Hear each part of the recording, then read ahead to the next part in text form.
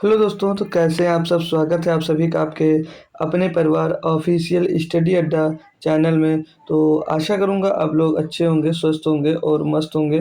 तो हम लोग दोस्त यूपी ट्रिपल एस सी पेट 2025 में जो एग्ज़ाम्स होने वाले हैं दोस्त, उनके लिए मैथ्स का बेहतरीन जो प्रीवियस ईयर के पेपर हो चुके हैं, उनका one of the best solution दोस्त यहाँ पर डेली कराया जा रहा है, जिसमें आपको मैथ्स के और डीआई के क्वेश्चन डेली कराए जाते हैं। तो हर शिफ्ट में मैथ्स के जो क्वेश्चन होते हैं माय डियर, हर शिफ्ट में जो मैथ्स के क्वेश्चन होते हैं वो 5 होते हैं, और जो डीआई के क्वेश्चन होते हैं वो 20 क्वेश्चन होते हैं। टोटल 25 क्वेश्चन दोस्त हम लोग करते हैं डेली के डेली साल भर। तो सभी को पता होगा, आज हमारा प्रैक्टिस सेट नंबर दोस्त 7 है। 7वां प्रैक्टिस सेट है, यानी कि पेपर हमारा 7वां पेपर हम लोग आज सॉल्व करने वाले होंगे। ठीक है भाई, और पेपर वही है, कोई बनाया हुआ पेपर नहीं है। जो आपके प्रीवियस ईयर एग्जाम हुए हैं 2021 में, 22 में और 23 में हुए थे, उन सभी पेपर्स को अभी हम लोग सॉल्व कर रहे हैं। तो आज हमारा जो टर्न है माय डियर, वो 16 अक्टूबर 2022 शिफ्ट सेकंड हम लोग सॉल्व करने वाले हैं। कल हमने 16 अक्टूबर की फर्स्ट शिफ्ट सॉल्व की, उससे पहले 15 अक्टूबर की सेकंड शिफ्ट, फिर उससे पहले हम लोग 15 अक्टूबर की फर्स्ट शिफ्ट को हमने सॉल्व किया था। ठीक है दोस्तों, डेली के डेली हम लोग एक सेट बेहतरीन सा सॉल्व करते हैं, जिसमें आपको शॉर्ट ट्रिक्स सीखने को मिलती है। इस टाइप से क्वेश्चन आगे बन सकते हैं, फार्मूले पर बेस्ड होते हैं तो फार्मूला सिखाया जाता है। हर एक चीज़ उस नए तरीके से जितना भी बेहतरीन हो सकता है, वो बेहतरीन तरीके से आपको सिखाया जाता है। हर एक डीआई का सॉल्यूशन अच्छे से अच्छे दिया जाता है। सरल से सरल मेथड आपको सिखाया जाता है कि आप लोग आगे जब दूसरा क्वेश्चन मिले या दोबारा पेपर देने जाएं तो कर पाए। अब ये होता क्या है, जो पेट होता है माय डियर, जो 10th तक बच्चों ने मैथ पढ़ी है, उसके बाद में 12th में बायो ले लिए या आर्ट साइड से पढ़ लिए, तो उनकी मैथ छूट जाती है, तो उनको दिक्कत होती है। तो मैं उस अकॉर्डिंग आपको ढाल रहा हूँ या लेकर चल रहा हूँ या मैं पढ़ा रहा हूँ कि वो बच्चा भी समझ ले जो 10th लेवल से भी अब वो फॉर्म भरा है और छोड़ दिया था बीच में मैं, तो उसको भी समझ में आया।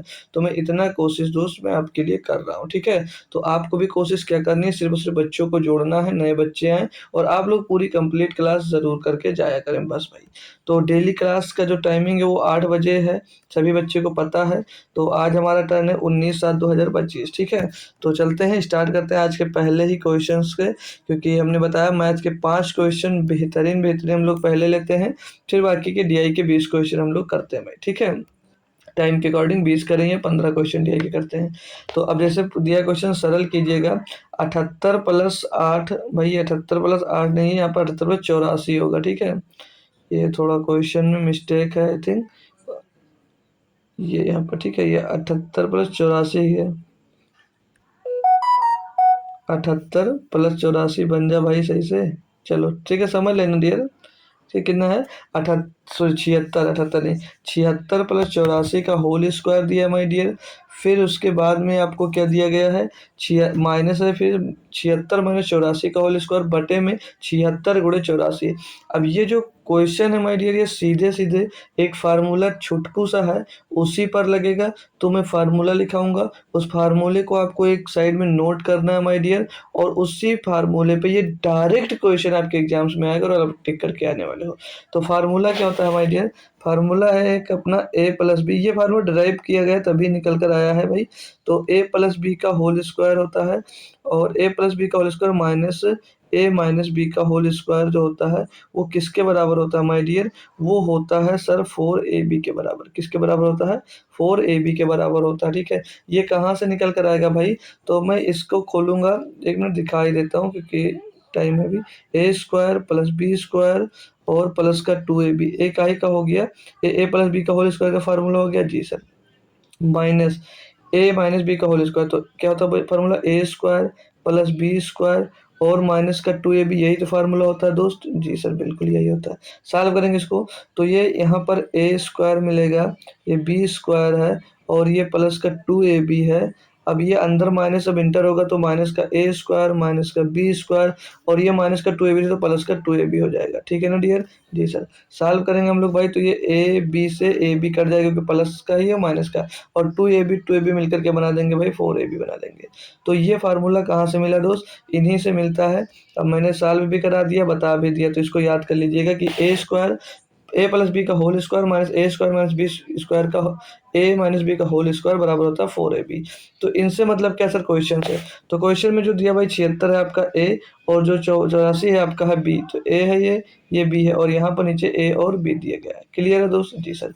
तो ए स्क्वायर ऊपर ए प्लस बी का होल स्क्वायर है, क्या है ए प्लस बी का होल स्क्वायर, यानी कि 76 जो दिया है 76 प्लस 84 का होल स्क्वायर दिया है भाई। जी सर बिल्कुल सर यही दिया है, माइनस 76, 76 माइनस 84 का होल स्क्वायर इधर भी दिया है, और बटे में सर दिया है, बटे में क्या रहेगा, बटे में ये ए बी आ जाएगा, बटे में ए बी यानी कि 76 गुणे 84 दिया है। जी सर, जो किसके बराबर है, ये 4ab के बराबर था, तो किसके बराबर हो जाएगा 4 के, किसके बराबर हो जाएगा, सिर्फ सिर्फ 4 के हो जाएगा। बस आप लोग डायरेक्ट इसका आंसर दे दीजिएगा, कुछ मत करिएगा, क्या कुछ भी मत करिएगा, आपका आंसर नंबर ए सही हो जाएगा डायरेक्ट। बाकी इसको सॉल्व भी किया जा सकता है, मेरे इतना टफ भी काम नहीं है, इनको सॉल्व भी हम लोग कर सकते हैं। ठीक है, जैसे इसी फार्मूले को हमने क्या किया, इसके ए बटे बी नीचे भेज दिया, तो बराबर में क्या बचता है 4 बचता है। अब जब ऐसा क्वेश्चन मिलेगा आपको, ऐसा कभी भी क्वेश्चन मिलेगा, अंक पे मत जाना, अंक कुछ भी डिजिट दिए होंगे, आंसर आपका हमेशा 4 ही आएगा, 4 ही आएगा, 4 ही आएगा।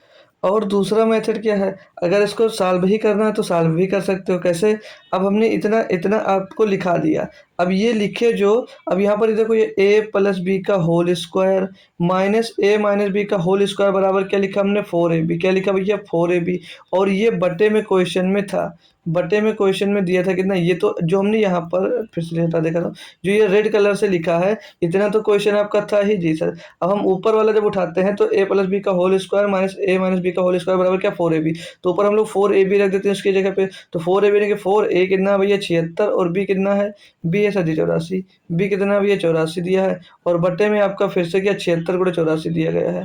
तो इसको सॉल्व भी करते हैं तब भी आपका आंसर वही आएगा, 76 से 76 84 84 एकदम 4 आपका आंसर आ गया। तो ऐसे भी कर सकते हो। बाकी अगर ऐसा फार्मूले टाइप से आपको मिल रहा है तो डायरेक्ट आप लोग 4 आंसर देकर आगे जरूर बढ़ जाइएगा, ज़्यादा मार्क्सापत्ति मत करना, इतना टाइम मैंने लिया आपको बस इसी के लिए लिया और कुछ नहीं। ठीक है, अगला क्वेश्चन ये जैसे रहा भैया, इसको मैंने कल ही बताया था भाई, एक इस टाइप का क्वेश्चन, उसमें क्या था वहाँ पर प्लस की जगह पे माइनस था, क्या था भाई प्लस की जगह पे माइनस था, और सेम बढ़िया एक ही तरह सा क्वेश्चन था। अब होप करूंगा अगर आपने कल ध्यान दिया होगा तो आज क्वेश्चन कर पाए होंगे, नहीं ध्यान दिया होगा तो नहीं कर पाओगे। मैंने बताया अगर यहाँ पर प्लस दिया होगा तो सब पे प्लस है भाई, पूरा करना पड़ेगा। अगर कुछ वाले माइनस होते तो उनको हटा दिया जाता है, मतलब माइनस वाले को साइड कर सकते हो। चलिए इनको हम सॉल्व करते हैं। तो कल मैंने बताया था जब भी ऐसा क्वेश्चन देखे तो यहाँ पर कोई ना कोई फार्मूला जनरेट होता है, कि कौन सा फार्मूला जनरेट होगा तो ये अपने अकॉर्डिंग सोचना पड़ेगा। तो यहाँ पर फार्मूला है कि जनरेट, कल मैंने बताया था भाई क्या होता है, ए स्क्वायर और प्लस का बी स्क्वायर और प्लस का सर 2ab फार्मूला एक बनता है, वही फार्मूला लगता है। ये किसका फार्मूला होता है, ये फार्मूला होता है ए प्लस बी का होल स्क्वायर का फार्मूला होता है। जी सर होता है, जी सर बिल्कुल होता है। अब इसको क्या होता है, इस फार्मूले पर दोस्त इनको हमें सेट करना होगा, ये पूरा का पूरा क्वेश्चन हमको। ठीक है भाई, अब मैं देखिए आपको कोई रटी हुई बात नहीं बता रहा हूँ, ये एकदम एक ही एक काम इसमें से आपको डिटेल में करवाऊंगा, तभी दोस्त अच्छे से समझ में आएगा। अब हमको यही बनाना है यहाँ पर, तो ये जो 4ab लिखा, ये क्या लिखा, ये 2ab की वैल्यू लिखा, और ये ए स्क्वायर प्लस बी स्क्वायर की वैल्यू लिखी है। तो ये अपने अकॉर्डिंग सोचना पड़ेगा, यहाँ पर ए का क्या मान रखे और बी का क्या मान रखे, तो ये मिल जाए। तो बी का मान, ए बी जो 2ab है वो गुणा करने पे 4√5 आया, तो ये अपने मन से हम लोग क्या करते हैं कि जो यहाँ पर ए स्क्वायर दिया गया है इसको हम लोग √5 मान लेते हैं। क्या मान लेते हैं भाई, √5 मान लेते हैं। तो √5 का स्क्वायर करेंगे भैया कितना आ जाएगा 5 आ जाएगा, और प्लस 2 का स्क्वायर करेंगे भैया कितना आ जाएगा 4 आ जाएगा, और प्लस का 2ab 2 × 2 और √5, ये कैसे हुआ भाई, ये 2ab, ए हमने क्या माना है 2 × 2, 2 × 2 और गुणे √5, तो ए इसमें हमने √5 मान लिया, बी हमने √2 मान लिया। देख रहे हो ए स्क्वायर बी स्क्वायर, ठीक है। तो यहाँ पर हमने पुट कर दिया। अब ये किसके बराबर था दोस्तों, तो ये फार्मूला हमारा मतलब किसके बराबर था, तो ये √5 प्लस 2 के होल स्क्वायर के बराबर है या नहीं है, आप लोग देख सकते हो यहाँ पर इसके बराबर है या नहीं है, जो हमने पुट किया। यहाँ पर a square b square plus 2ab, जी सर इसके बराबर है। तो जब इसके बराबर हमने पुट कर दिया, अब ये स्क्वायर से भाई ये रूट कट जाएगा, अंदर क्या बचेगा, √5 प्लस का 2 आपका बच जाएगा। यही आपका आंसर हो जाएगा माय डियर। अब कौन सा ऑप्शन दिख रहा है, ऑप्शन नंबर भैया ये देखो ऑप्शन नंबर ए आपका सही जवाब दोस्त हो जाएगा। अब होप करूंगा सभी बच्चों को ये क्वेश्चन समझ में आ गया होगा। किसी भी प्रकार की कोई भी समस्या यहाँ तक दोस्त हो तो बता सकते हो भाई। नहीं है, अच्छा लगा, समझ में आया, आप लोग इसको नोट जरूर कर लीजिएगा। एक ये और हमारा सिंप्लीफिकेशन का समझ लीजिए, आसान सा क्वेश्चन दे दिया गया है, बढ़िया सा है, बेहतरीन सा क्वेश्चन भी है कह सकते हैं, क्योंकि इसको भी सॉल्व करने में अच्छे अच्छे बच्चों को दिक्कतें होंगी, लेकिन दिक्कतें नहीं होंगी क्योंकि हम खुद से बेहतरीन तरीका बताएंगे इसको सॉल्व करने का। तो क्वेश्चन क्या कह रहा है, क्वेश्चन पढ़ लीजिएगा। तो इसमें रूल कौन सा लगेगा, तो इसमें आप लोग को रूल लगाना है माय डियर बोर्ड मास का। क्या है का रूल लगाना है, बोर्ड मास का, यानी कि एक एक को हमको बोर्ड मास रूल लगाकर तभी हम इसको सॉल्व कर सकते हैं। बोर्ड मास रूल क्या कहता है, पहले ब्रैकेट सॉल्व कर लो, फिर ऑफ यानी कि का सॉल्व करो, फिर डिवीजन करो, फिर मल्टीप्लिकेशन करो, फिर एडिशन करो, फिर सब्ट्रैक्शन करो। इसमें कुछ नहीं लेकिन ब्रैकेट जरूर दिया गया है। तो ब्रैकेट जरूर दिया गया, तो ब्रैकेट के अंदर जो जो काम हो रहा है उनको पहले हमको करना होगा माय डियर। तो ब्रैकेट के अंदर सारे के सारे घट रहे हैं, उनको घटा दीजिएगा। तो 6.25 में से 2.23 घटा दीजिएगा भाई।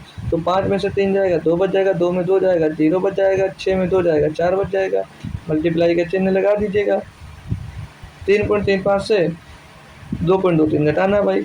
तो 5 में से 3 जाएगा, 2 बचेगा, 3 में से 2 जाएगा, 1 बचेगा, 3 में से 1 जाएगा, 1 बचेगा, 1.1 बाहर आ गया।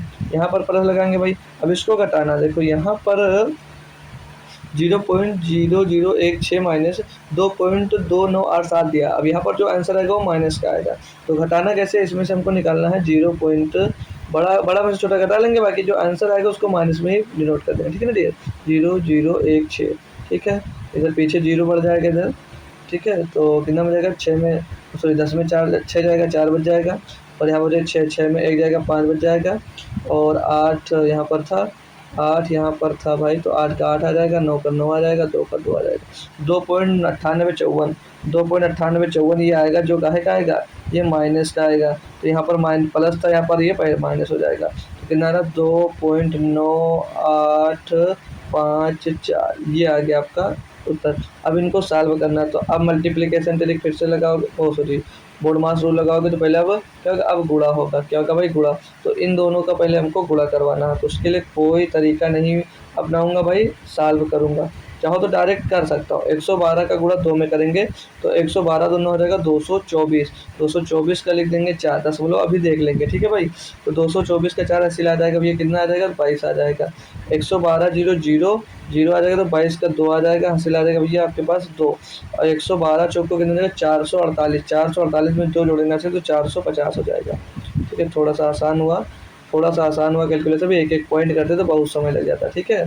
तो अब इनको करेंगे, अब 2 अंक बाद दशमलव यहाँ, 2 अंक बाद दशमलव यहाँ, तो जोड़ करके देंगे 4 अंक बाद दशमलव हो जाएगा। और माइनस क्या करना, 2.9854 घटा दीजिए भाई। 4 में 4 गया 0, 2 12 में 5 गया 7, यहाँ पर 9, 9 में 8 गया 1, और यहाँ पर कितना 14, 14 में 9 गया 9, 14 में 9 जाएगा भैया 5, और 3 में 2 जाएगा 1। तो 1.5170, 1.5170 ऑप्शन नंबर सी आपका सही जवाब हो जाएगा। एक बेहतरीन और लाजवाब क्वेश्चन मैं कह सकता हूँ आपके पास था भाई, ये कैलकुलेशन के लिए, ठीक है। सिंप्लीफिकेशन का था, हालांकि टफ नहीं था।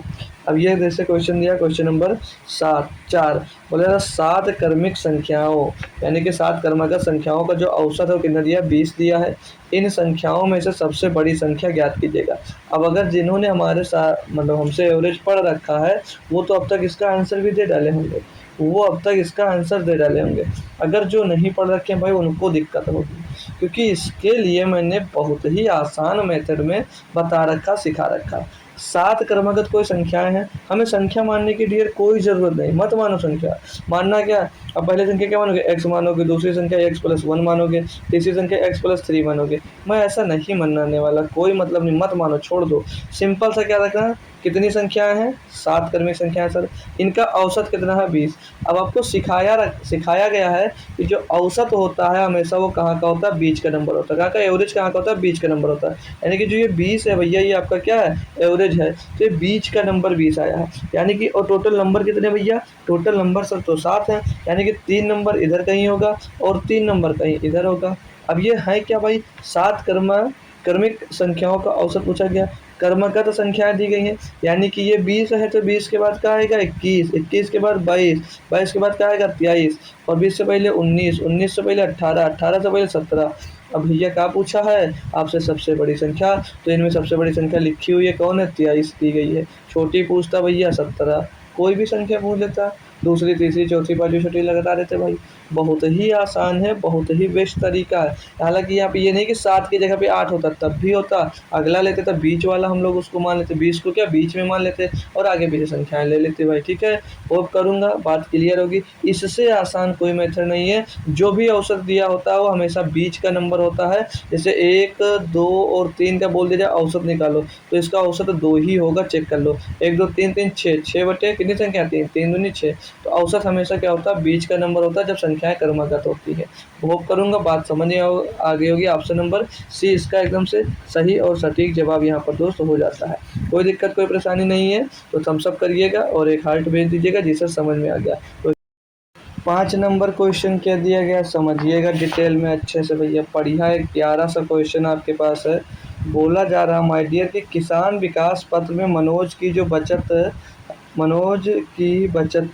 1/3 हिस्सा है। यानी कि किसान विकास पत्र में मनोज की जो बचत है, बचत का 1/3 हिस्सा पब्लिक प्रोविडेंट फंड में उसकी बचत के आधे के बराबर है। मतलब इसमें जो वो बचा रहा है उसका 1/3 हिस्सा जो है वो पब्लिक प्रोविडेंट फंड में उसकी बचत के आधे के बराबर, जितना बचा रहा है उसके आधे के बराबर, उसका 1/3 और इसका आधा बराबर है। यदि उसके पास कुल बचत के रूप में कितना भैया 1.5 लाख रुपए है, तो उसने पब्लिक प्रोविडेंट फंड में कितने की बचत की है। बस नॉर्मल सा क्वेश्चन है, मतलब मज़ा आएगा ऐसा नहीं है। तो आपने एक फार्मूला पढ़ा होगा भाई, डीआई में है, किसी दिन मैंने बताया होगा कि बचत बराबर क्या होता है, या बचत बचत प्लस व्यय जो होता है वो किसके बराबर होता है, आय के बराबर होता है। आय बराबर क्या होगा, बचत प्लस व्यय। यही याद है या नहीं याद है किसी को भाई, याद है नहीं याद है, नहीं याद है कोई बात नहीं, मत याद रखो, यहाँ सीखिए बस। तो जो किसान विकास पत्र में मनोज की बचत है वो मनोज की बचत का 1/3, तो इसको मैं लिख देता हूँ किसान क्या है, किसान विकास पत्र, हिंदी में लिखा है किसान विकास पत्र केवीपी का जो 1/3 हिस्सा है वो किसके बराबर दिया गया है, वो पब्लिक पीपीएफ लिख दो भाई, पब्लिक प्रोविडेंट फंड का 1/2, यही तो बोला गया है जी सर, क्लियर है। तो जो किसान विकास पत्र में मनोज की टोटल बचत कितनी होगी, जो केवीपी में मनोज की टोटल बचत है वो फिर तो लोक भविष्य निधि का कितना होगा, क्योंकि ये 1/3 के बराबर है, जो ये 1/3 के बराबर है, यानी इसका कितना, इसका 3 गुना भैया किसके बराबर है, किसान विकास पत्र में, क्योंकि ये 1/3 है यानी कि इसका 3 गुना, तो 3 गुना इसका कितना होगा, पीपीएफ का 3 गुना कितना होगा, 3/2 हो जाएगा। इसका 3 गुना के बराबर है किसान विकास पत्र। ठीक है भाई, ये बराबर है।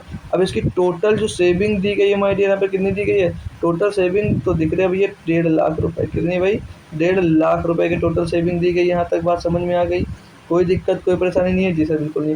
तो अब ये टोटल बचत में ही तो इसमें भी जमा किया होगा, इसमें भी जमा किया होगा, तो उसकी टोटल बचत कितनी है अगर मैं निकालूं, तो टोटल बचत क्या होगा, केवीपी में कितना रुपया भैया बचा रहा है, तो केवीपी के जो है भैया वो उसका 3/2 है, इतना रुपया लिख देते हैं तभी समझ में आएगा।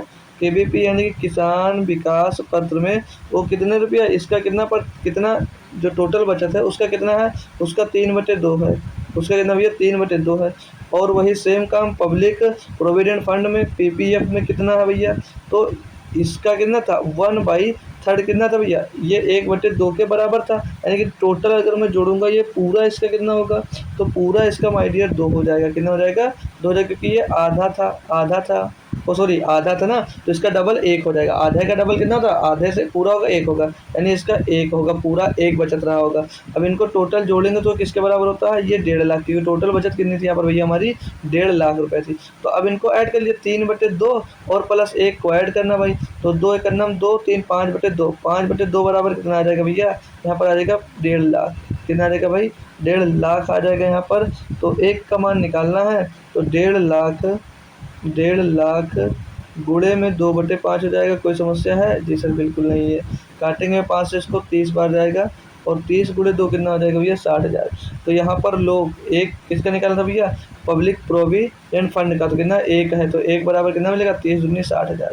कितना हो जाएगा भैया, 23 दूनी 60,000। One of the best question था आपके पेट के अकॉर्डिंग भाई, ठीक है। अच्छा सा प्यारा क्वेश्चन था। होप करूँगा सभी बच्चों को क्लियरली समझ में आ गया होगा। अब कोई दिक्कत नहीं है तो थम्स अप करिएगा। डीआई आपकी स्टार्ट भाई, ठीक है। डीआई आपकी स्टार्ट हो गई है, ये रही डीआई। तो अभी तक जो नहीं आया था उनको भी फटाफट शेयर करिएगा ताकि वो जुड़े और डीआई के क्वेश्चन सॉल्व हम करना स्टार्ट करवा रहे हैं भाई।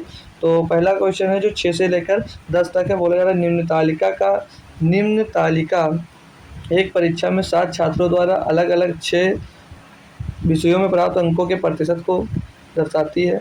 आंकड़ों को सावधानी पूर्वक पढ़िए और प्रश्नों के उत्तर दीजिएगा।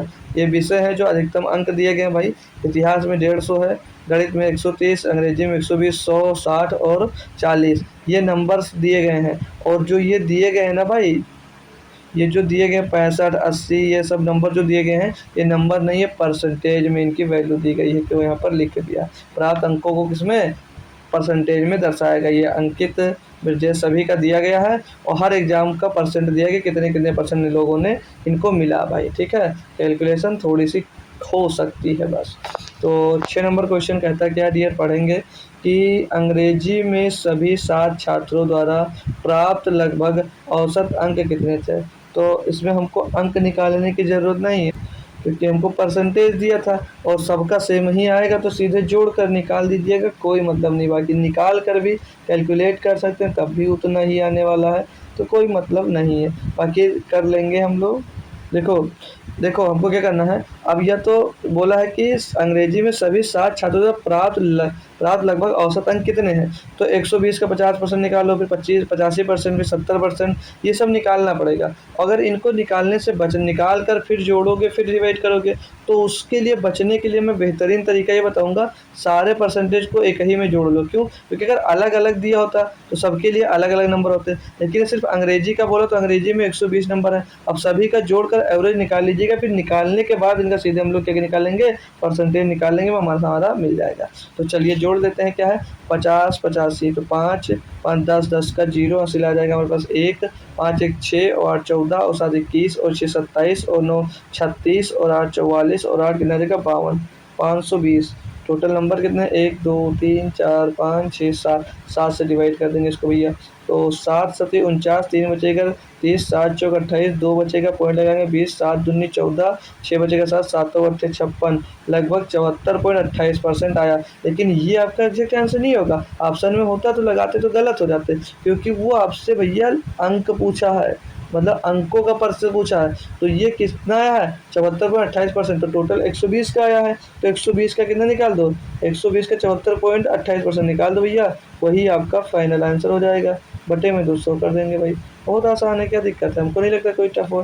तो 20 से काटेंगे 6 बार जाएगा, 20 से काटेंगे 5 बार जाएगा, और 5 से डायरेक्ट भाग कर देंगे, 6 का गुणा कर देंगे, 5 से काटेंगे, 5 का 5, 2 बचेगा, 24 होगा, 5 24 हो जाएगा, 4 बचेगा भैया 42 हो जाएगा, 5 8 40, 2 बचेगा 28, 5 50 25, 5 6 30, लगभग इतना आ रहा है। गुणा करवा दीजिएगा इनका भाई, 6 गाँव 36 के 6 हासिल आएगा 3, 6 पंचे 30, 30 और 3 33 का 3 हासिल आएगा 3, 6 अट्ठे 48 और 3 51 का 1 हासिल आएगा 5, 6 चौके 24, 24 और 5 29 का 9 हासिल आ जाएगा भैया 2, 6 का 9 6 और 2 8, 89.136, 89.136% आपका भैया आएगा आंसर। तो 89 के टर्म में एक आंसर, ऑप्शन नंबर सी लगा दीजिएगा, इतना उसका औसत अंक प्राप्त होगा। एक लाजवाब और एक बेहतरीन क्वेश्चन था। होप करूँगा सभी बच्चे अच्छे से समझ गए होंगे, ठीक है भाई। आइए तो 6 नंबर क्वेश्चन पढ़ेंगे भाई। हाँ 6 तो हो गया यार, 7 पढ़ेंगे, ठीक है। क्या कह रहा है यहाँ पर कि सभी विषयों में 60% या उससे अधिक अंक प्राप्त करने वाले छात्रों की संख्या कितनी है। मतलब कि ये देखना है कि जो हमारे पास ये 6 विषय हैं ना भाई, 1 2 3 4 5 6, 6 विषयों में ये जो 7 बच्चे हैं, इसमें सबसे ज़्यादा 60% या उससे अधिक अंक प्राप्त करने वाले कितने स्टूडेंट हैं। तो ये भी 60% से ज़्यादा है, ये 60% से कम है, जो कम है उसको टिक करते हैं। ये 60 से कम, ये भी 60 से कम हो जाएगा भाई, और बाकी को 60 से ऊपर मिला है अंकित में। यहाँ पर यहाँ पर यहाँ पर यहाँ पर एक बार इनको सिर्फ से ब्रजेश को एक बार 60 से कम नंबर मिला, और चिराग को तो कहीं पर भी नहीं मिला है 60% से कम नंबर, 60% या उससे अधिक पूछा जा रहा है। दिवेश का चेक करेंगे तो दिवेश का यहाँ पर मिल गया 40%, ये भी हट जाएगा। फिर एहान का देखेंगे तो यहाँ पर वो 60% से कम नंबर पा गया, तो एहान का नहीं, फारूक फारूक फारूक यहाँ पर 60 से कम नंबर है। और गौतम पर देखेंगे, गौतम का भी कहीं नहीं है।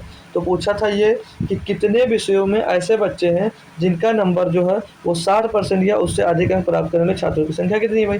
तो एक चिराग है और एक गौतम ही ऐसा बच्चा है जिनको कम से कम 60% या उससे अधिक अंक प्राप्त हुए हैं। तो कितने बच्चे हैं? 2 बच्चे हैं। बस लगा दीजिएगा, ऑप्शन नंबर सी हो गई जी। बस इतना सा ही काम था। और झेल नहीं समझ पाओगे क्वेश्चन तो झेलते रहो 10 मिनट तक, कोई मतलब नहीं है एक क्वेश्चन में, ठीक है। और समझना है क्या कह रहा है क्वेश्चन। अब फिर से 8 नंबर क्वेश्चन कहता है कि सभी 6 विषयों में एहान द्वारा प्राप्त कुल अंक कितने थे? अब सभी 6 विषयों का देखना है कि एहान द्वारा प्राप्त कुल अंक कितने हैं। तो अंक पूछा है ना, न कि माय डियर परसेंट पूछा है। तो सभी का अंक निकालना पड़ेगा, ठीक है। तो हम लोग डायरेक्ट निकाल लेंगे क्योंकि हम लोग को इतनी मैथ तो आती है। तो इतिहास में 150 अंक का पेपर था। एहान द्वारा प्राप्त कितना हुआ? 90%। तो 15 नवैया 135 नंबर कितना मिल गया? 135 किसमें? इतिहास में। डायरेक्ट जोड़ते जाइएगा, ठीक है। और गणित, गणित है 130 नंबर का, कितना परसेंट मिला भैया? 50 नंबर। तो 130 का 50% कितना हो जाएगा भैया? 65 हो जाएगा। डायरेक्ट निकाल लो, क्या दिक्कत है। अंग्रेजी 120 नंबर है, पाया कितना भैया? 90%। 12 नवैया 108, कितना नंबर मिला होगा? 108 नंबर। ये सब कर कैसे रहे?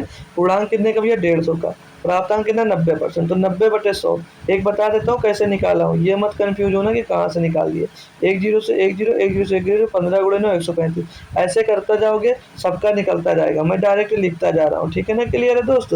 आइएगा आगे। 100 नंबर का जीव विज्ञान है जिसमें से भैया उसको 60% मिला, यानी कि कितना नंबर आ जाएगा? 60%। और सॉरी 60 नंबर। 60 नंबर का हिंदी का पेपर है, मिला कितना? 70%। तो साक्षांक 42 नंबर यहाँ पर हिंदी में पा गया वो। अगला क्या है भाई? 40 नंबर का कंप्यूटर है भाई, कितने परसेंट? 80%। 4/8 32, 32 नंबर वो यहाँ पर पा गया। जोड़ लीजिएगा टोटल, यही आपके नंबर हो जाएंगे भैया बस। तो 5 5 10 और 8 18, 18 तो 20 और 4 24 का 4, सॉरी यार 1 2 छोड़ दिया। 2 2 4, 4 और 8, 4 में 8 जोड़ेंगे भैया 12, 12 और 5 17, 5 22, 22 का 2 आ जाएगा, हासिल आएगा 2, 2 3 5 4 9 6 15, 15 0 15, 15 और 6 21, 21 और 3 24 का 4, हासिल आ जाएगा 2, 2 1 3 और 1 4। कितने नंबर थे भैया? 442। कितने नंबर थे भैया? 442। यही औसत पूछता, जितने सब्जेक्ट थे उससे क्या करते आप लोग? डिवाइड कर देते, इनका एवरेज मिल जाता भाई। कुछ टफ नहीं है भाई, बस समझते चलिए बेहतरीन तरीके से। अगला क्या कहता है क्वेश्चन कि निम्न में से किस विषय में कुल प्रतिशत न्यूनतम है?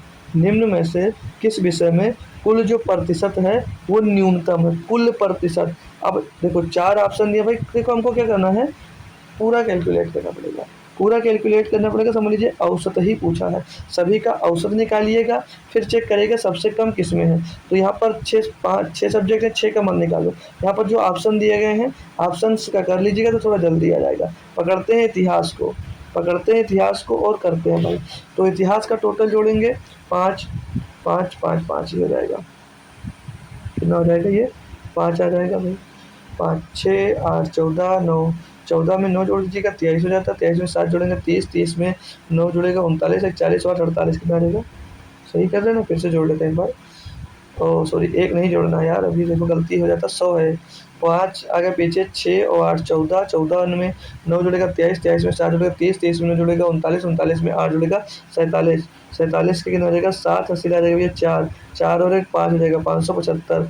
अब डिवाइड कर देंगे तभी हमको औसत मिलेगा। तो टोटल कितने? 1 2 3 4 5 6 7, 7 बच्चे हैं। 7 बच्चे में 7 बच्चों से उनको क्या कर दीजिएगा? डिवाइड। 7 से डिवाइड करेंगे तो 7 7 49, 7 2 56, 7 दूनी 14, 1 बचा 10, 7 ग्राम 7 3 30, 7 चौक 28, 82.14% लगभग आएगा। हिंदी का चेक करते हैं भाई, हिंदी का चेक करते हैं माय डियर फ्रेंड्स। तो 5 5 10, 10 5 15, 5 20, 20 का 0 हासिल आएगा 2, 2 3 5 6 11, 11 6 17, 17 7 24, 24 5 29, 29 8 37, 37 और 6 37 से 43 हो जाएगा। 430 बटे में 7 से इसको भी डिवाइड करेंगे तो 7 छंग 42, 7 छंग 42, 1 बचा 10, 7 एकम 7, फिर वही 7 एकम 7, नहीं 3 बचा ना 3, 7 चौक 28, 7 चौक 28, 7 चौक 28 बचा 2 हो गया 20, 7 दूनी 14, 61.42%, 61.42%। अंग्रेजी का चेक करते हैं, अंग्रेजी रहा ये। तो 5 5 5 10, 10 का 0 हासिल आ जाएगा 1, 6 8 14, 14 में 7 जोड़ा 21, 21 में 6 जुड़ेगा 27, 27 में 36, 36 में 8 जुड़ेगा 44, 44 में 8 जुड़ेगा 52। आप लोग ऊब तो नहीं रहे हैं ऐसा कैलकुलेशन की वजह से भाई, ऊब रहे हो तो बताइएगा। 7 7 49, 3 बचेगा 30, 7 चौक 28, पॉइंट लगाएंगे 7 अट्ठे 56 नहीं, 7 दूनी 14, 7 और 74.28% आएगा इसका। गणित का निकालेंगे, जोड़ेंगे गणित का कहाँ पर है भाई यार, ये तो हिंदी में हमने गणित का निकाल दिया। पहली बात तो ये गलती की, ये जो परसेंट आया माय डियर, ये जो परसेंट आया है ये काहे का है, ये गणित का है, ये दोस्त गणित का है, क्योंकि हमने यहाँ पर ध्यान नहीं दिया। और हिंदी का हम लोग निकाल लेते हैं इस साइड में, ठीक है, हिंदी का इधर निकालते हैं क्योंकि हिंदी यहाँ पर है, कोई गलत नहीं हुआ है। ये जो 61.42% आया किसका है, गणित का है, हिंदी का इधर निकाल लेते हैं, ठीक है। तो 0 0 0 0 0 आएगा पीछे, और 8 5 13, 13 में 9 जुड़ेगा, 13 9 22, 22 और 4 26, और 26 और 7 33, 33 और 41, 41 6 47। आप लोग यार बता भी नहीं रहे हैं ना, आप लोग बता भी नहीं रहे, मैं करता जा रहा हूँ, ठीक है, गलत बात है बोला करो।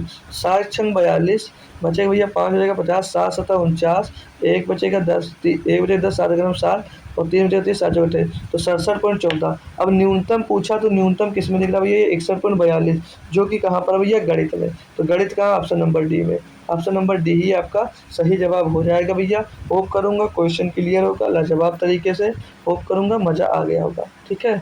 आशा ही कर सकता हूँ क्योंकि आप लोग तो एक्सप्रेस करते ही नहीं कि मज़ा आ रहा है नहीं आ रहा है। अब 10 नंबर क्वेश्चन है कि ब्रजेश का कुल प्रतिशत लगभग कितना है। अब ब्रजेश टोटल कितना प्रतिशत पाया है, तो ये रहा ब्रजेश भैया, इनका टोटल परसेंट ही जोड़ना, जोड़कर बता दीजिएगा, कुल प्रतिशत निकालना है। तो 0 0 5 5 10, 10 5 15, 15 का 5 से आ जाएगा 1, 8 1 9, 9 6 15, 15 8 23, 23 और 9 32, 32 और 5 37, 37 में 9 जुड़ेगा भैया 37 और 9 46, 37 9 46। तो ये परसेंट निकालना है, जितने हैं सब्जेक्ट उसे डिवाइड कर दो, 2 3 4 5 6, 6 सब्जेक्ट है, 6 से डिवाइड कर दो, 6 7 42, 6 7 42, बचेगा 5 जगह 55, 7 8 56, 78% के करीब आंसर है भैया। लगभग पूछा, लगभग लगा दो सी, पूरा एग्जैक्ट कैलकुलेशन करने की क्या ज़रूरत है। DI कंप्लीट, एक DI कंप्लीट, नेक्स्ट DI पढ़ेंगे हमारे साथ। 11 से 15 निम्न तालिका का सावधानीपूर्वक अध्ययन कीजिए और प्रश्नों का उत्तर पूर्व के वर्ष में एक्स कंपनी द्वारा निर्मित हजारों में 5 प्रकार के कारों A B C D E की संख्या के आंकड़े नीचे दिए गए हैं।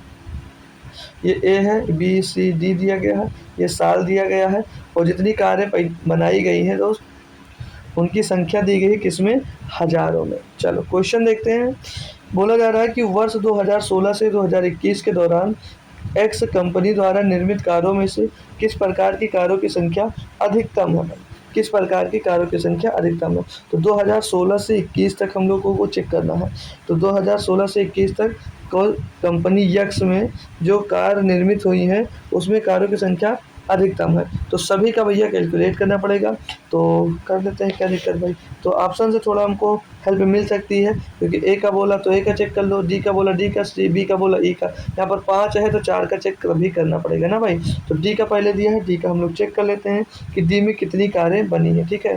तो आइएगा 0 5 5 आ जाएगा पीछे, 3 6 9 9 3 6 3 9 3 12 तो 14 14 और 2 14 2 16 और 2 18 18 का 8 से ला जाएगा 1 2 3 तो 5 2 7 1 8 2 10, 1085 कारें बनी भैया आपकी किसमें, डी में। ए में चेक करते हैं, 0 0 0 0 0 एक बार 5 है, 3 4 7 5 12 12 6 18 3 21 और 5 26, 26 के 6 से ला जाएगा 2 2 2 4 2 6 2 8 2 10 2 12 14, 1465 कारें ए में बनी है, ठीक है। बी में देखेंगे भाई, बी में तो 0 0 0 5 5 10 5 15, 15 का 5 से ला जाएगा 1 1 3 4 5 3 8 और 3 11 11 का से ला जाएगा 1 2 3 3 2 5 2 7 2 9 1 10 1 11 11 1115 कार आपके किस में आ गए भैया, बी में। ई में देख लेते हैं, ई में चेक करेंगे तो इधर 5 2 7 8 15 15 5 20 20 का 0 से ला जाएगा 2 2 3 4 5 7 9 और 3 12 12 2 से ला जाएगा 1 एक एक दो, दो चार, दो छः, एक सात और एक आठ और एक नौ, 920 आ जाएगा ई में कार। तो पूछा क्या था भैया कि वर्ष 2016 से 21 के दौरान एक्स कंपनी द्वारा निर्मित कारों में किस प्रकार की कारों की संख्या अधिकतम है। तो कौन सी कार की अधिकतम भैया, एक ही है, ए है। ए में क्योंकि 1465 कारें बनी है। ए में कितनी कारें बनी, 1465, जो कि ऑप्शन नंबर आपको या बी में देखने को मिल रहा है। बी में आपको देखने को मिला 1465 कारें ए में बनाई गई हैं। इतना सा काम था, होप करूँगा समझ में आया होगा। नॉर्मल जोड़ना था बस। वर्ष 2012 है क्वेश्चन नंबर। वर्ष 2016 से 2021 तक कार ए के उत्पादन में अनुमानित वृद्धि कितने प्रतिशत की थी। 2016 से 21 तक, 2016 से लेकर 21 तक जो पहुँचे भैया, वो कार ए में भैया पूछा जा रहा है कि औसत उत्पादन था उनका वृद्धि कितनी है। 230 है माय डियर ए में, 200 सॉरी यार 230 है। 230 से बढ़कर 2016 में 230 से बढ़कर कितनी हुई गई 2021 में 255। तो कितनी वृद्धि हुई है ये पूछा जा रहा है भाई। तो 25 की वृद्धि हुई है। 25 की वृद्धि हुई है, किससे हुई है, 230 से। 230 से गुणे में कर देंगे हम लोग भाई 100। बस इसको कैलकुलेट कर लो, आपका आंसर आपके हाथ में आ जाएगा।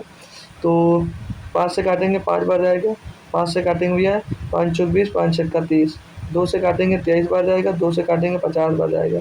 ये 250/23 आ जाएगा, 250/23 आ जाएगा। तो 23 से करना हम 23 हो जाएगा भैया, बचेगा 2, 2 2 बचेगा ना भाई, बचेगा हो जाएगा 20, कटेगा नहीं तो पॉइंट लगाएगा 0, 10 हो जाएगा। और 10 के टर्म में एक ही आंसर, ऑप्शन नंबर डी लगा दो यार, पूरा कैलकुलेट करने की क्या ही ज़रूरत है, मत करो। ठीक है, ऑप्शन नंबर आपका डी सही है, छोड़ो इसको, आगे बढ़ो। क्या है इसमें, अगला पढ़ेंगे। अगला पढ़ेंगे, पिछले वर्ष में किस प्रकार की कारों के उत्पादन में सतत वृद्धि दर्ज की गई है भैया। अब पिछले वर्षों में किस प्रकार के कारों के उत्पादन में सॉरी पिछले वर्ष में किस प्रकार की कार के उत्पादन में सतत वृद्धि दर्ज की गई है। बी में देखेंगे मतलब लगातार वृद्धि, कंटिन्यूअस क्या है, कंटिन्यूअस इंक्रीज हुआ है। तो बी में दिया गया, पहले बी में देखेंगे 200 से 220, 220 से 15 भैया घट गया, सतत वृद्धि है ही नहीं, सतत वृद्धि तो है ही नहीं, तो इसको हटा देंगे बी को। ए में देखेंगे 230 से 40, 250, 260 फिर 230 घट गया, इसमें भी सतत वृद्धि नहीं। डी में देखेंगे 130 से 165 बढ़ा, 165 से 230 बढ़ा, 230 से 220 घट गया, हो नहीं सकता। अब अगला क्या है, अनानाब्दी। तो भैया किसी में भी नहीं होगा, वृद्धि किसी में नहीं, घट रहा है, यानी कि डेटा क्या है, अपर्याप्त है। नन ऑफ दीज लगाएंगे आप लोग, क्या लगाएंगे माईलाल मेरे दोस्त, नन ऑफ दीज लगाएंगे। क्लियर दोस्त, इनमें से कोई भी उत्तर सही नहीं है, ठीक है, इनमें से कोई भी आपका उत्तर सही नहीं था। अगला नंबर दिया है, बोला जा रहा वर्ष 2016 में कार ई का उत्पादन वर्ष 2019 में कार बी के उत्पादन का लगभग कितने प्रतिशत है। तो 2016 में कार ई का उत्पादन कितना है, 115। 2016 में कार ई का जो उत्पादन है माय डियर वो कितना है, 115, 16 नहीं रही, 115 है। और बोला है का उत्पादन 2019 में कार बी के उत्पादन का, 2019 में ये रहा कार बी का उत्पादन 215 है। कार बी का 2019 में कार बी का उत्पादन कितना भैया, 215 है। तो का कितने प्रतिशत है निकालना भैया, बट्टे कर दीजिए, गुणे 100 कर दीजिएगा, कुछ भी नहीं है इससे आसान माइंड है। 2 से काटेंगे 23 बार जाएगा, सॉरी 5 से काटेंगे 5 24, 5 3 15 43 बार जाएगा, ये हो जाएगा 2300। 2300/4300 भाग कर दीजिएगा भैया, 4300 नहीं 43 से 200, ठीक है। तो कितनी बार जाएगा, 43, 4 5 बार जाएगा भैया, 43 पंचे 215। तो कितना आ जाएगा भैया यहाँ पर, जीरो पीछे उतार लीजिएगा, पहले ही 10 में 5 के 5 बचेगा, 2 में 1 गया, 150 आ गया, 3 बार हो जाएगा। 53 के टर्म में आंसर है ऑप्शन नंबर बी, 53.5% भैया, 53.5% है उसका। बस इतना सा काम तो भैया। जो 2016 में कार उत्पादन 2016 में कार ई जितना उत्पादन कर रहा है वो 2019 में कार बी का 53.5% है। हो गया भाई, हो गया भाई। एस टी आई का भी लास्ट क्वेश्चन देख लेंगे, समझ लेंगे क्या दिया है कि यदि वर्ष 2018 से 2021 के दौरान कार डी के उत्पादन में लगभग कितने प्रतिशत की वृद्धि हुई है। 2018 से 21 के दौरान कार डी के उत्पादन में कितने प्रतिशत के उत्पादन, मतलब कितने, लगभग कितने प्रतिशत की कमी हुई है भाई। तो कार 2018 ये रहा, कार डी में कितने भैया, 230, 2018 में जो कार डी में उत्पादन कितना भैया 230 दिया गया है।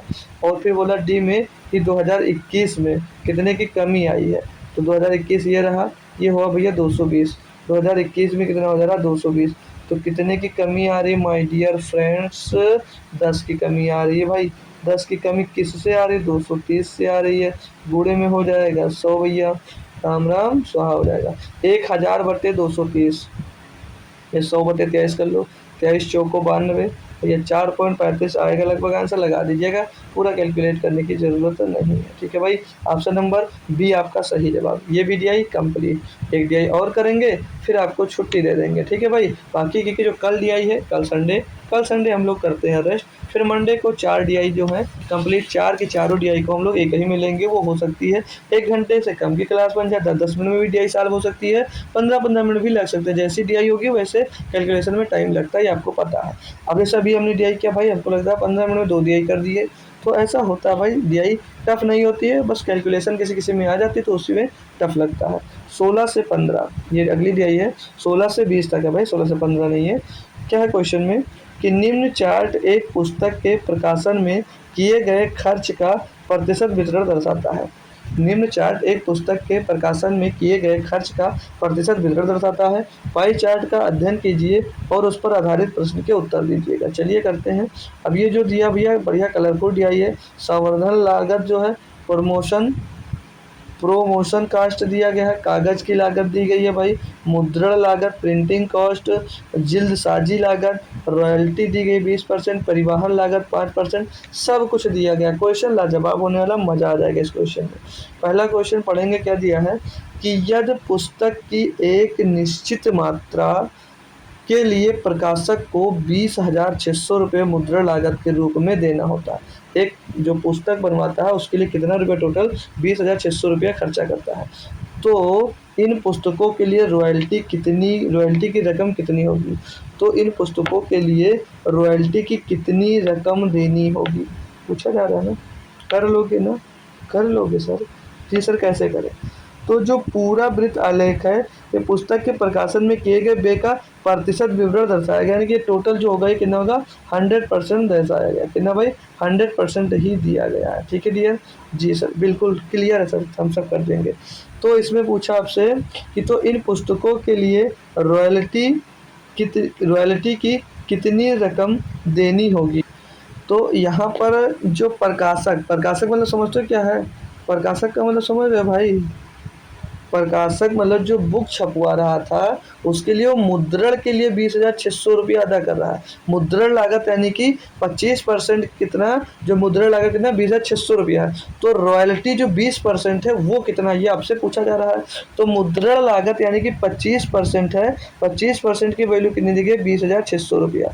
तो नॉर्मल आपसे सिर्फ और सिर्फ क्या पूछा है कि रॉयल्टी, अब चाहो तो 100% निकालो या कोई जरूरी नहीं, डायरेक्ट आप लोग 20% भी निकाल सकते हैं। तो 100% निकाल लोगे तो किसी का भी निकालने में बार बार दिक्कत नहीं है। तो 100% में पहले निकाल लेता हूँ। तो 100% निकालना, तो ये 4 गुना है, इसका भी 4 गुना कर दीजिएगा, या तो क्या करोगे इसको 25 से डिवाइड के 100 का गुणा कर दो, बाकी 25 के 100, तो 20,600 का 4 गुना कर दो, तो 400 400 4 से 24 के 4 हासिल आ जाएगा 2, 4004 4 हो जाएगा, 2 हासिल आया तो 2 हो जाएगा, और 4 दूनी 8, 82,400 रुपये टोटल 100% आ गया। अब इसका भैया क्या 20% रॉयल्टी तो पूछा है, रॉयल्टी कितनी कर रही है 20%, 20% निकाल दो इसका।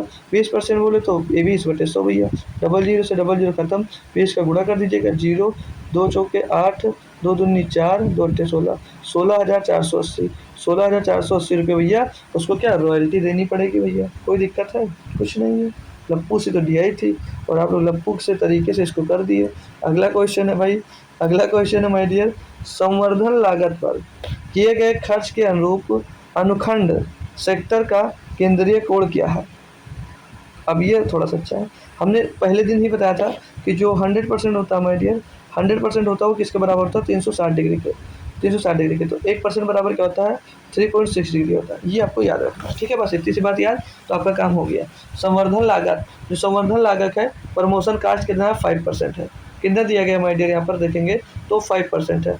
तो बोला गया संवर्धन लागत पर किए गए खर्च के अनुरूप खंड सेक्टर का केंद्रीय कोण कितना है। तो भाई 1% बराबर 3.6 डिग्री है, तो आपको 5% की डिग्री पूछी जा रही है। तो 1% बराबर अगर 3.6 डिग्री है तो 5% बराबर माय डियर कितना हो जाएगा, तो 3.6 मल्टीप्लाइड बाई 5, 36 में से 180, 18.0 डिग्री। 18.0 डिग्री यानी कि 18 डिग्री आपका सही जवाब हो जाएगा। ये मैंने कल ही या परसों की क्लास में किसी न किसी जब डिग्री आया था तभी मैंने ये बात आपको समझा दी थी, ठीक है। कि परसेंटेज के बराबर 100% बराबर 360 डिग्री होता है दोस्त, ठीक है। Clear question. नेक्स्ट क्वेश्चन करेंगे भाई। बस यार थम्स अप वगैरह करते जाइए, शेयर करते जाइए, लाइक करते जाइए, कमेंट करते जाइए, मस्त मस्त, बस और कुछ नहीं चाहिए आपसे भाई।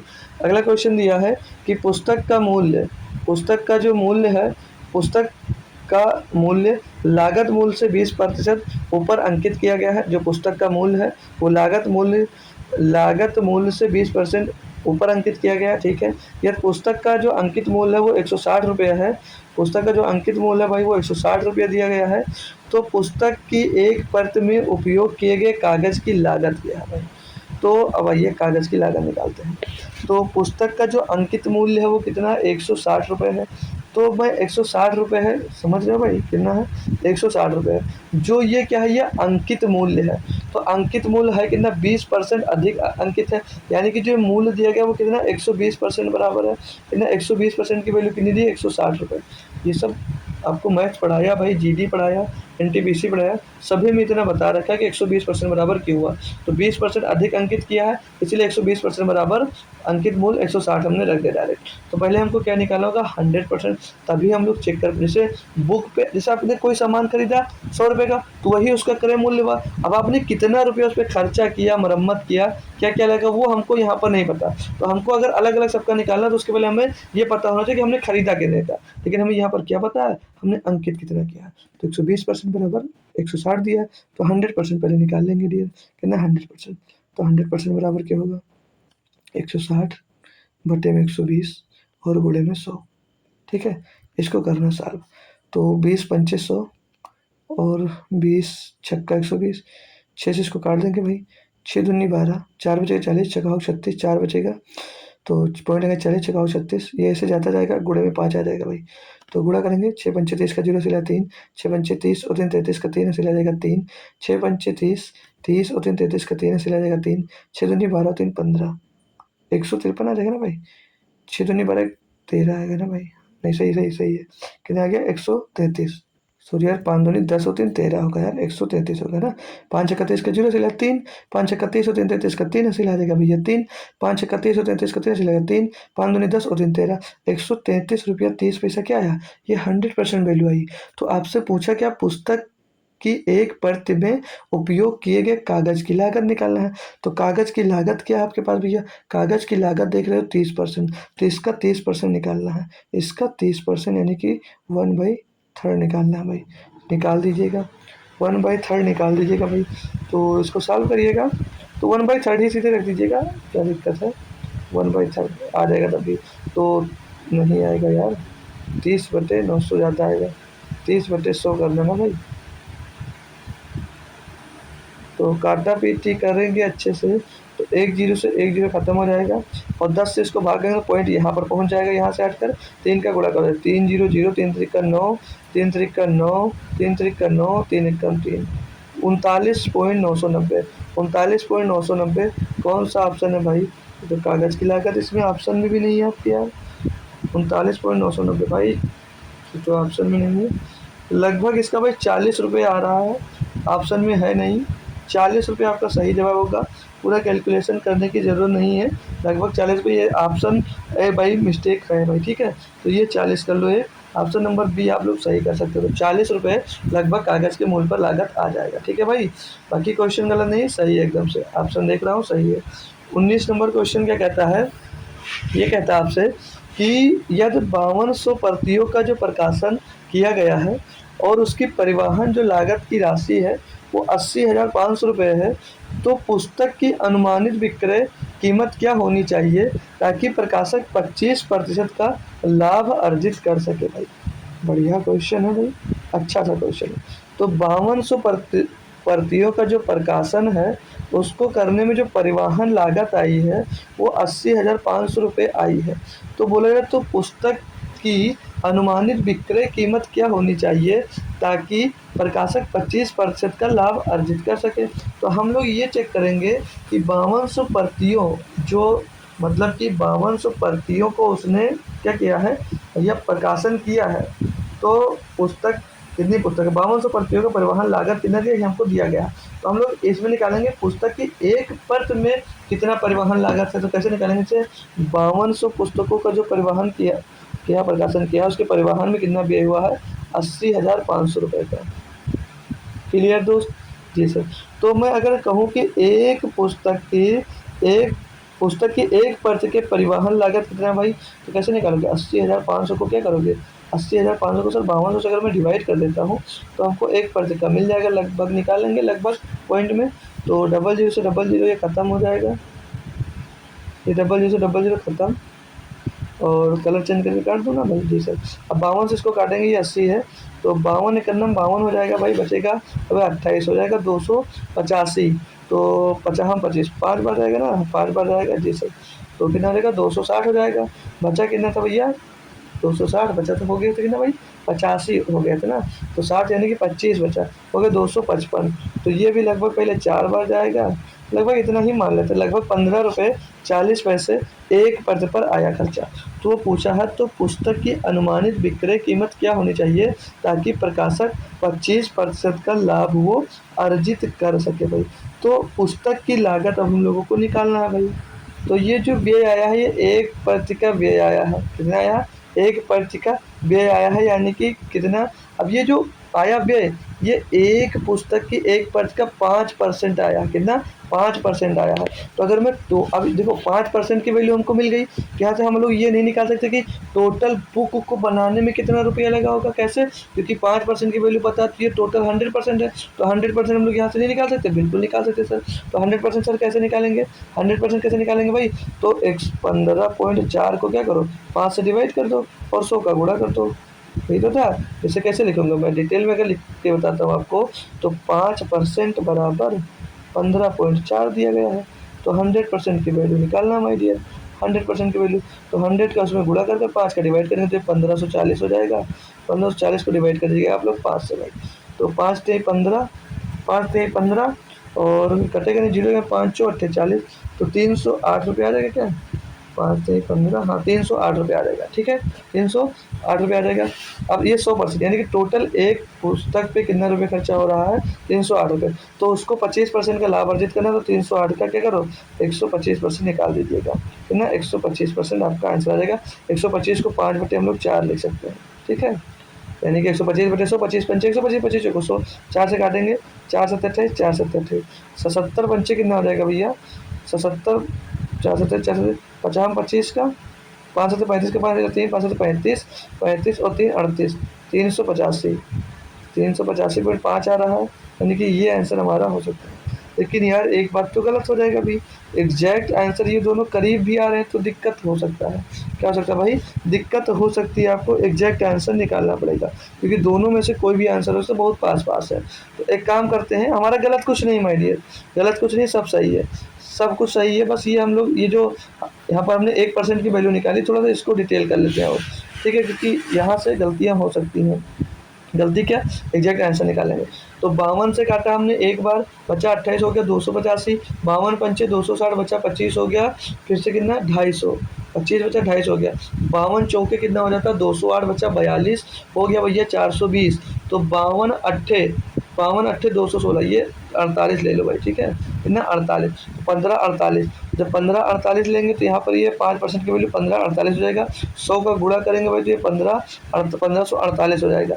अब इस 1548 को हम लोग भाग करते हैं माय डियर 5 से, ठीक है। ये क्यों कर रहे हैं, क्योंकि भाई एग्जैक्ट आंसर हो सकता है आएगा, हो सकता है यही आ जाए, डी ही आंसर, लेकिन हमको ज़रूरी है पूरा एग्जैक्ट आंसर निकालना, क्योंकि अभी अगर मैं गलत करवा दूंगा भाई तो बाद में बच्चों का सही क्वेश्चन करवा दो, बेहतरीन करवा दो, कमेंट नहीं आता दोस्त। अगर एक भी क्वेश्चन गलत हो गया भाई तो उसका भर भर के कमेंट आता है भाई, ठीक है। 5 से डिवाइड करेंगे इसको, 5 × 15 हो जाएगा, और कितना बचेगा भाई, 4 उतारेंगे, कटेगा नहीं, जीरो लगाएंगे, 5 × 8 नहीं 48 का 5 9 45, देखो भाई 9 आ गया, बढ़ेगा भाई। और कितना बचा भाई, पॉइंट लगाएंगे, 3 बचा 30 हो जाएगा, तो 5 छक्का 30 कितना आ जाएगा भैया, 5 छक्के 30 आ जाएगा, तो 309/6, 309.6 आएगा भाई, ये बढ़ेगा आंसर, ठीक है, 385 से ज़्यादा होगा। तो इसका आप किसका निकाला, 309 का पॉइंट 6 का भैया 125% निकाला। अब घाटा पेटी करो यार, ठीक है, अब घाटा पेटी करो, चलो करते हैं। 4 से इसको काटते हैं भैया, 4 से इसको काटते हैं पूरे को, 4 सत्ते 28, 2 बचेगा 29, 4 सत्ते 28, 4 चौक 16, 77.4 आएगा, 5 से गुणा करना अब इसको भाई। कोई दिक्कत तो नहीं किया भाई, चेक कर लेंगे फिर से यार एक बार। 4 सत्ते 28 बचा 2 29, 4 सत्ते 28, एक बचा 16, 4 चौक 16 सही है। तो 5 चौक 20 का 0 हासिल आया 2, 5 सत्ते 35 और 2 37 का 60 हासिल आया भैया कितना 3, 5 सत्ते 35 और 3 38, देखो ये 387.0, यानी कि हमारा आंसर डी नहीं, आंसर हम लोग लगाएंगे ए, आंसर डी नहीं, आंसर लगाएंगे हम लोग ए। क्लियर है दोस्त, हम सब कर दीजिएगा, प्यार से बता दीजिएगा सर जी, मज़ा आ गया भाई। चलो अगला और लास्ट क्वेश्चन करते हैं एसडीआई का। क्या बोला जा रहा है कि पुस्तक की रॉयल्टी मुद्रण लागत से कितने प्रतिशत अधिक है भाई। तो देख लो इसमें तो कुछ नहीं है, जो रॉयल्टी है वो 20% है और मुद्रण लागत है भैया वो 25% है, तो उससे कितना अधिक है भाई। जो पुस्तक की जो रॉयल्टी है वो मुद्रण लागत से कितने प्रतिशत कम है पूछा जा रहा है। तो भाई ये 20 है और ये 25 है, कितने प्रतिशत कम है, 5 कम है, किससे कम है 25, गुणा में 100, 50 25, 5 से काटेंगे उसको 20 बार, ये 20% कम है, कितनी भाई 20% कम है, answer number B. Answer number B आपका एकदम से दोस्त सही जवाब हो जाता है। ये भी डीआई हमारी कंप्लीट हो गई। अब बची ये डीआई 21 नंबर, तो इसको सभी में हमने एक एक डीआई शेष छोड़ा है, 4 के चारों शिफ्ट में 2020 में, 2020 में भाई 22 में यार, 20 में तो पेपर भी नहीं होता, 2022 के 4 शिफ्ट के हमने पेपर सॉल्व किए हैं भाई, 4 शिफ्ट के, जिसमें से हमारे पास 4 डीआई जो है वो शेष बची है, 4 डीआई शेष हैं, 4 डीआई बोले तो यानी कि भैया 20 क्वेश्चन। अब इन 20 क्वेश्चन को हम लोग मंडे को करेंगे, कल संडे को करेंगे अपना ऑफ, करेंगे छुट्टी और एंजॉय दोस्त। तो 20 क्वेश्चन हम ये मंडे को करने वाले हैं। क्लास आपकी 1 आवर्स की हो सकती है, 1 आवर्स से कम की भी हो सकती है और 1 आवर्स से ज़्यादा की भी हो सकती है, तो इनको पूरा आपको करना है कंप्लीट। तो मंडे से जो लोग अभी तक नहीं आ रहे हैं उनको मंडे से ज़रूर बुलाइएगा कि चलिएगा फलेश भाई की क्लास स्टार्ट है, पेट की बेहतरीन तैयारी वो करवा रहे हैं, तो आइएगा वहाँ पर आप लोग भी अपनी तैयारी बेहतरीन करिएगा। तो आज की क्लास कैसी लगी, आज के क्वेश्चंस कैसे लगे, ये सारा कुछ हम लोग कमेंट बॉक्स में चाहेंगे कि आप लोग ज़रूर बताया करें। और इसकी पीपीटी जस्ट अभी आपको टेलीग्राम पे शेयर कर दी जाएगी, तो वहाँ से आप लोग इसको ले लीजिएगा और खुद से सॉल्व करने की कोशिश करिएगा। बाकी जो दिक्कत आएगी वीडियो से देखिएगा और वहाँ पर क्या बोलते हैं दोस्तों उनसे पूछ लीजिएगा। बाकी जो अभी नहीं हो पा रहे हैं उनको भी जैसे भी दिक्कत आ रही है, कोई भी दिक्कत आ रही है मैथ्स से रिलेटेड ओनली भाई, तो आप लोग हमसे पर्सनल भी पूछ सकते हैं, ग्रुप पर भी पूछ सकते हैं, ठीक है भाई। चलिए तो मिलते हैं कल शाम को एक बार फिर से, तब तक थैंक यू सो मच दोस्तों, जय हिंद जय भारत, आते रहिए और कुछ ना कुछ बेहतरीन सीखते रहिए।